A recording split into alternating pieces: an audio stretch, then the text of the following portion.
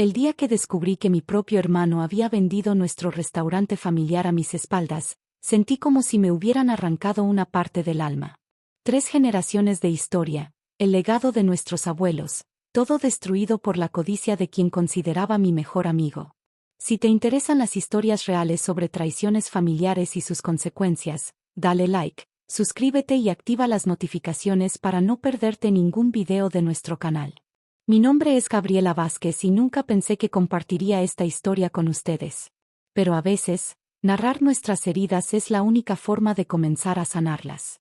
Así que aquí estoy, desde San Miguel de Allende, Guanajuato, con el corazón todavía adolorido pero decidida a contar lo que la codicia puede hacer con una familia. Todo comenzó hace 3 generaciones, cuando mis abuelos, Doña Consuelo y Don Francisco, llegaron a San Miguel desde un pequeño pueblo de Michoacán, con poco más que sus recetas familiares y un sueño. Era 1952 y San Miguel apenas comenzaba a ser el destino turístico que es hoy. Con sus ahorros de toda la vida, compraron un pequeño local en una esquina cerca del jardín principal, y ahí nació el sabor de México. Al principio era una fonda modesta, enchiladas mineras, chiles en nogada en temporada, pozole los jueves, una selección de antojitos mexicanos tradicionales. Mi abuela cocinaba mientras mi abuelo atendía a los clientes y llevaba las cuentas en un cuaderno gastado que aún conservo como reliquia. Poco a poco, el sabor de México fue ganando reputación. Los turistas americanos comenzaron a llegar, atraídos por la arquitectura colonial de San Miguel y por ese restaurante donde la comida era auténticamente mexicana. Para los años 70, mis padres ya habían tomado las riendas del negocio. Mi papá, Roberto, amplió el local, renovó la cocina, pero mantuvo la esencia, las recetas de mi abuela, ese sabor que venía de generaciones. Mi hermano Miguel y yo crecimos entre los fogones y las mesas del restaurante. Desde niños, ayudábamos pelando nopales, deshojando epazote, aprendiendo a distinguir los diferentes tipos de chiles. Los domingos, después de misa en la parroquia de San Miguel Arcángel, toda la familia se reunía en la mesa grande del fondo a comer birria o barbacoa, mientras los clientes regulares saludaban como si también fueran parte de la familia. Cuando llegó el momento, ambos fuimos a la universidad. Yo estudié gastronomía en el Culinary Art School en Tijuana. Miguel optó por administración de empresas en el Tecnológico de Monterrey. Parecía la combinación perfecta para continuar el legado familiar. Y durante un tiempo, lo fue. Cuando regresamos a San Miguel, modernizamos el sabor de México. Yo me encargué de actualizar el menú, incorporando técnicas modernas pero respetando los sabores tradicionales. Miguel implementó sistemas de control, mejoró la logística, expandió la bodega de vinos. El restaurante floreció aún más y pronto tuvimos que abrir una segunda sucursal en la zona más nueva de San Miguel. Para entonces, yo ya me había casado con Alejandro y teníamos a nuestra hija, Sofía. Miguel seguía soltero, siempre diciendo que el restaurante era su verdadero amor. Nuestros padres se retiraron gradualmente, orgullosos de vernos continuar su obra, aunque nunca dejaron de visitarnos y aconsejarnos. Papá falleció hace 5 años, y mamá se mudó a una pequeña casa con jardín donde cultiva las hierbas que aún usamos en nuestras recetas. Los problemas comenzaron hace aproximadamente 2 años. Miguel empezó a hablar de expansión, de capitalización, de atraer inversores. Soñaba con convertir el sabor de México en una cadena nacional, con sucursales en la Ciudad de México, Guadalajara, tal vez incluso internacionalmente. Yo era más conservadora. Creía en el crecimiento orgánico, en mantener el control familiar, en preservar la calidad y la autenticidad que nos habían hecho famosos. No somos una cadena de comida rápida, Miguel le decía. Nuestro valor está en la tradición, en la atención personalizada. Nuestras discusiones se volvieron más frecuentes y más tensas. Los empleados comenzaron a notar la fricción. Algunos se alinearon con Miguel, atraídos por sus promesas de expansión y oportunidades de crecimiento. Otros se mantuvieron leales a mi visión más tradicional. Estás atrapada en el pasado, Gaby, me decía Miguel. El mundo ha cambiado. O nos adaptamos o morimos. Hay diferentes formas de adaptarse, le respondía yo. Podemos innovar sin perder nuestra esencia. La tensión llegó a su punto máximo cuando Miguel comenzó a reunirse con representantes de Authentic Flavors International, una cadena estadounidense especializada en adquirir restaurantes locales auténticos alrededor del mundo para convertirlos en conceptos comerciales. Me opuse rotundamente cuando me lo mencionó. Jamás venderé el legado de nuestros abuelos a una corporación que lo convertirá en un parque temático de la comida mexicana, le dije. Creí que había entendido mi postura. Creí que, a pesar de nuestras diferencias, respetaría la propiedad compartida del negocio. Qué equivocada estaba. El giro del destino ocurrió hace justo un año. Sofía, mi hija de 12 años, sufrió un accidente durante una excursión escolar al Parque Bicentenario. Una caída que resultó en una fractura complicada de tibia y peroné. Pasamos 3 días en el hospital en Querétaro, donde la operaron. Alejandro y yo nos turnábamos para estar con ella mientras el otro regresaba brevemente a San Miguel para atender asuntos urgentes. Fue durante esos 3 días cuando Miguel actuó. Había estado preparando el terreno durante meses, según supe después. Falsificó mi firma en documentos, convenció a algunos empleados clave de que yo había dado mi consentimiento, presentó estados financieros manipulados. Cuando regresé de Querétaro, con Sofía aún convaleciente, me encontré con representantes de Authentic Flavors International recorriendo el restaurante, tomando medidas, haciendo planes. ¿Qué está pasando aquí?, pregunté, confundida. Fue Elena, nuestra hostess que llevaba con nosotros 15 años, quien me dijo la verdad. Doña Gaby, creí que usted sabía. Don Miguel vendió el restaurante. Firmaron los papeles ayer. El mundo se detuvo. Busqué a Miguel por todas partes, pero había desaparecido. No contestaba llamadas ni mensajes. Finalmente, recibí un correo electrónico frío, calculador. Gaby, tuve que hacerlo así. Nunca hubieras aceptado y estamos perdiendo una oportunidad única. Te he transferido tu parte del dinero. Es más de lo que jamás hubiéramos ganado en 10 años de operación. Podrás abrir tu propio restaurante pequeño si quieres seguir cocinando a la antigua. Yo voy a dirigir la expansión de El Sabor de México por toda Latinoamérica. Algún día me lo agradecerás. La traición fue devastadora.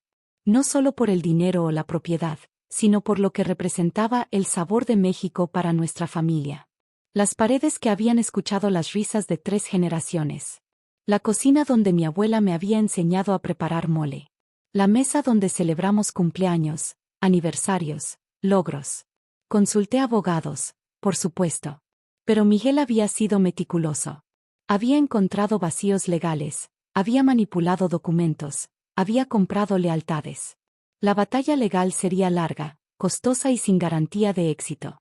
Mi madre, a sus 78 años, quedó destrozada. No tanto por la venta del restaurante, sino por la ruptura entre sus hijos. Los negocios van y vienen, me dijo entre lágrimas. Pero la familia debería ser para siempre. Diciendo que el restaurante era su verdadero amor. Nuestros padres se retiraron gradualmente, orgullosos de vernos continuar su obra, aunque nunca dejaron de visitarnos y aconsejarnos. Papá falleció hace 5 años, y mamá se mudó a una pequeña casa con jardín donde cultiva las hierbas que aún usamos en nuestras recetas. Los problemas comenzaron hace aproximadamente 2 años. Miguel empezó a hablar de expansión, de capitalización, de atraer inversores. Soñaba con convertir El Sabor de México en una cadena nacional, con sucursales en la Ciudad de México, Guadalajara, tal vez incluso internacionalmente. Yo era más conservadora. Creía en el crecimiento orgánico, en mantener el control familiar, en preservar la calidad y la autenticidad que nos habían hecho famosos. No somos una cadena de comida rápida, Miguel le decía. Nuestro valor está en la tradición, en la atención personalizada. Nuestras discusiones se volvieron más frecuentes y más tensas. Los empleados comenzaron a notar la fricción. Algunos se alinearon con Miguel, atraídos por sus promesas de expansión y oportunidades de crecimiento. Otros se mantuvieron leales a mi visión más tradicional. Estás atrapada en el pasado, Gaby, me decía Miguel. El mundo ha cambiado. O nos adaptamos o morimos. Hay diferentes formas de adaptarse, le respondía yo. Podemos innovar sin perder nuestra esencia. La tensión llegó a su punto máximo cuando Miguel comenzó a reunirse con representantes de Authentic Flavors International, una cadena estadounidense especializada en adquirir restaurantes locales auténticos alrededor del mundo para convertirlos en conceptos comerciales. Me opuse rotundamente cuando me lo mencionó. Jamás venderé el legado de nuestros abuelos a una corporación que lo convertirá en un parque temático de la comida mexicana, le dije. Creí que había entendido mi postura. Creí que, a pesar de nuestras diferencias, respetaría la propiedad compartida del negocio. Qué equivocada estaba. El giro del destino ocurrió hace justo un año. Sofía, mi hija de 12 años, sufrió un accidente durante una excursión escolar al Parque Bicentenario. Una caída que resultó en una fractura complicada de tibia y peroné. Pasamos 3 días en el hospital en Querétaro, donde la operaron. Alejandro y yo nos turnábamos para estar con ella mientras el otro regresaba brevemente a San Miguel para atender asuntos urgentes. Fue durante esos 3 días cuando Miguel actuó. Había estado preparando el terreno durante meses, según supe después. Falsificó mi firma en documentos, convenció a algunos empleados clave de que yo había dado mi consentimiento, presentó estados financieros manipulados. Cuando regresé de Querétaro, con Sofía aún convaleciente, me encontré con representantes de Authentic Flavors International recorriendo el restaurante, tomando medidas, haciendo planes. ¿Qué está pasando aquí?, pregunté, confundida. Fue Elena, nuestra hostess que llevaba con nosotros 15 años, quien me dijo la verdad. Doña Gaby, creí que usted sabía. Don Miguel vendió el restaurante. Firmaron los papeles ayer. El mundo se detuvo. Busqué a Miguel por todas partes, pero había desaparecido. No contestaba llamadas ni mensajes. Finalmente, recibí un correo electrónico frío, calculador. Gaby, tuve que hacerlo así.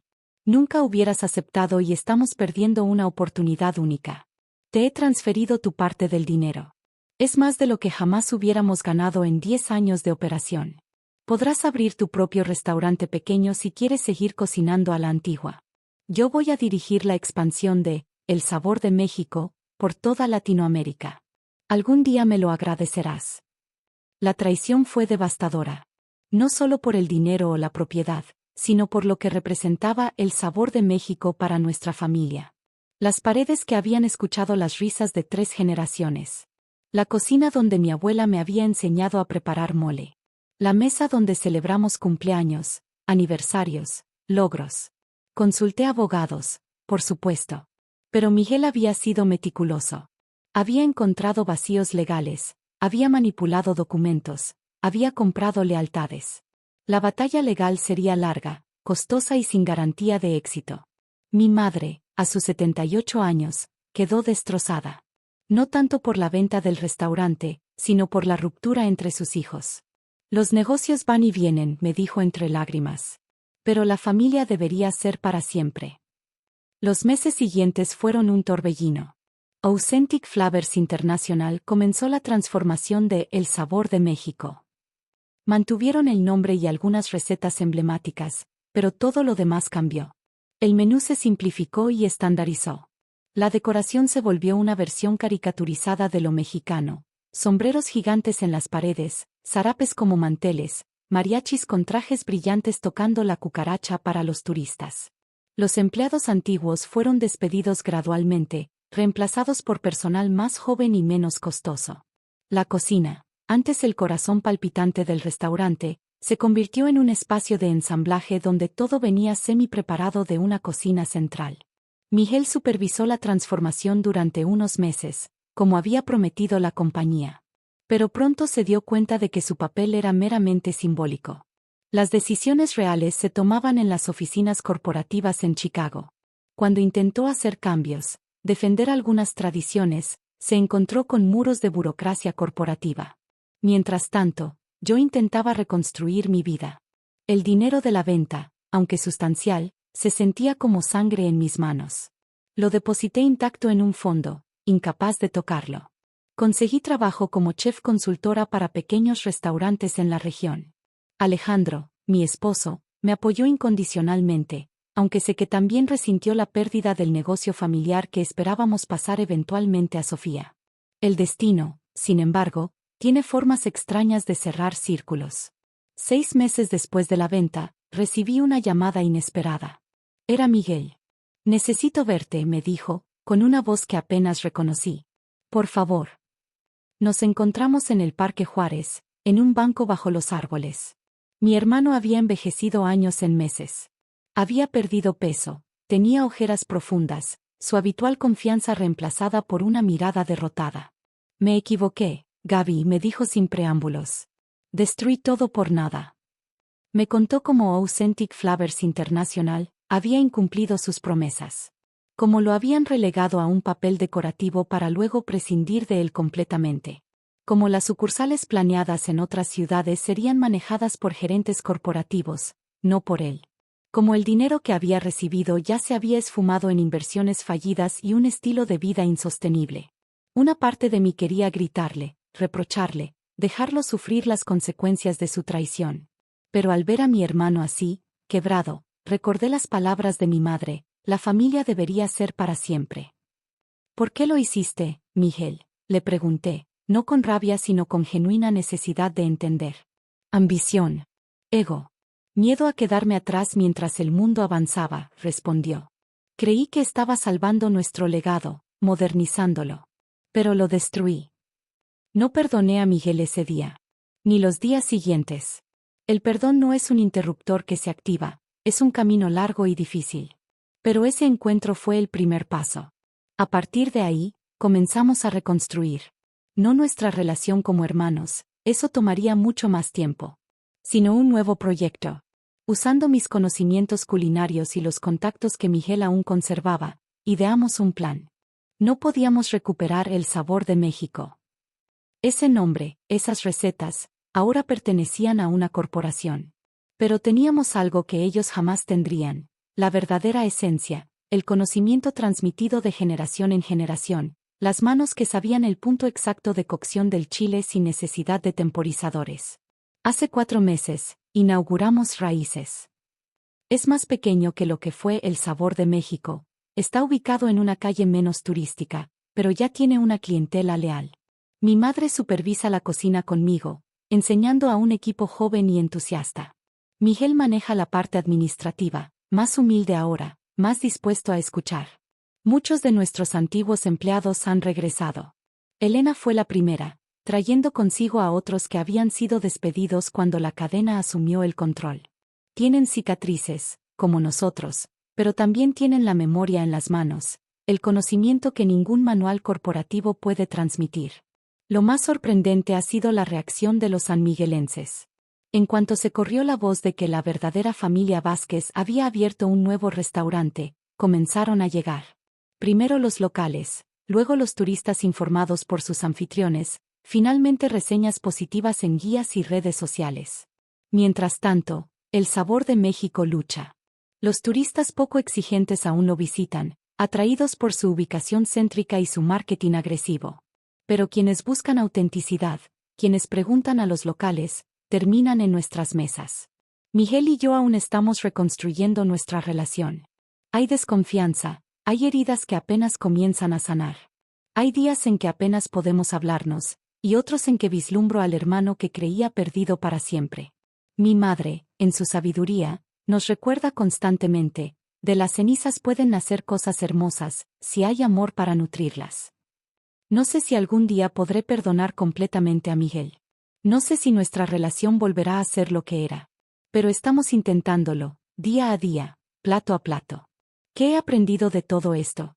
Que los negocios familiares son delicados ecosistemas donde lo personal y lo profesional se entrelazan inextricablemente. Que la codicia puede cegar incluso a las personas más cercanas. Que ningún éxito comercial vale la ruptura de los lazos familiares. Pero también he aprendido sobre la resistencia, sobre la capacidad de reinventarse. Sobre cómo las tradiciones verdaderas no residen en nombres o edificios, sino en conocimientos transmitidos, en sabores preservados, en manos que trabajan juntas. Si hay algo que quisiera compartir con quienes enfrentan conflictos similares es esto: defender tus principios no significa cerrarte al cambio, y buscar el progreso no requiere traicionar tus raíces. El equilibrio es difícil, pero posible. Y para aquellos que han sufrido traiciones como la mía, les diría: el dolor es real, y no hay que minimizarlo. Pero tampoco hay que dejar que defina el resto de la historia. A veces, de las mayores pérdidas nacen las oportunidades más inesperadas. Hoy, mientras preparamos los chiles en nogada para la temporada, con mi madre corrigiendo mi técnica como si aún tuviera 12 años, con Miguel revisando los inventarios en una esquina, con Sofía aprendiendo a pelar granadas sin mancharse. Siento que hemos recorrido un círculo completo. No hemos recuperado lo que perdimos, pero quizás hemos encontrado algo igualmente valioso en el camino. Si esta historia te resonó, compártela con alguien que pueda estar pasando por conflictos familiares o de negocios. A veces, saber que otros han atravesado situaciones similares nos da fuerzas para seguir adelante. Déjame un comentario contando tu experiencia o qué harías en mi situación. Y no olvides suscribirte para más historias reales que nos hacen reflexionar sobre la familia, los negocios y las segundas oportunidades.